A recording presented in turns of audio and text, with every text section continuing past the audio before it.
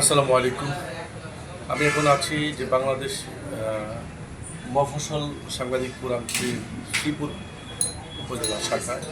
এখানে ওই শাখার সম্মানিত নেতৃবৃন্দরা আছেন অনেকেই।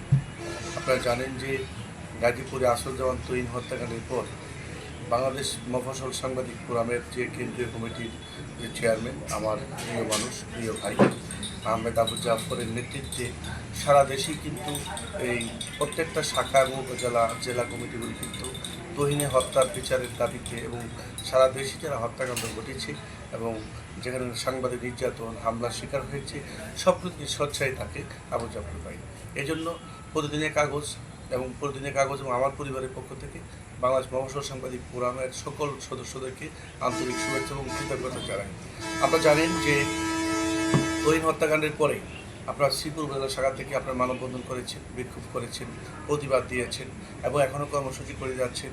আজকেও ঠিক আপনারা মিলাদ মাহফিল করেছেন, আপনারা কর্মসূচি দিচ্ছেন এবং আপনার কেন্দ্রীয় কমিটির চেয়ারম্যান আহমেদ আবু জাফর সাহেব তার নেতৃত্বে সারা দেশে কর্মসূচি দিচ্ছে, ন্যায় বিচারের জন্য সে বারবার আন্দোলন করছে। এটি আসলে একটা সাংবাদিকদের জন্য একটা অনেক বড় পাওয়া। এই জন্য আমরাও তার কাছে কৃতজ্ঞ, আমিও তার প্রতি কৃতজ্ঞ, সারা জীবনের জন্য কৃতজ্ঞ। আপনারা জানেন তুহিন হত্যাকাণ্ডে যারা আসামি খুনিরা 9 জন গ্রেপ্তার হয়েছে। ইতিমধ্যে তারা কারাগারে আছে, বিভিন্ন মামলা তারা রিমান্ডে ছিল, রিমান্ড শেষ হয়েছে, আদালতের মাধ্যমে জেলখানা পাঠিয়েছে।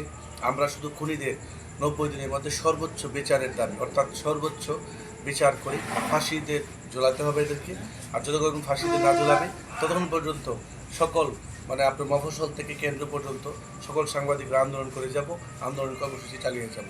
এবং আপনারা জানেন আপনাদের যারা বাংলাদেশ মফস্বল সাংবাদিক ফোরামের সদস্য আছেন সবাই আমার সাথে ঐক্য হয়ে এবং আবু জাফর ভাইয়ের নেতৃত্বে আমরাও কঠোর আন্দোলন থেকে আন্দোলনে যাব ইনশাল্লাহ।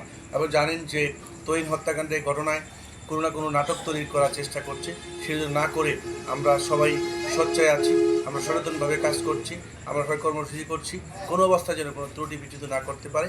এবং আগামী 7 দিনের মধ্যে পুলিশ চার্জশিট জমা দেবে, তারপর 90 দিনের মধ্যে দ্রুত বিচার ট্রাইব্যুনালে মামলাটি প্রেরণ করবে, তারপর 90 দিনের মধ্যে আমরা তাদের সর্বোচ্চ সাজার আমরা আশা করব।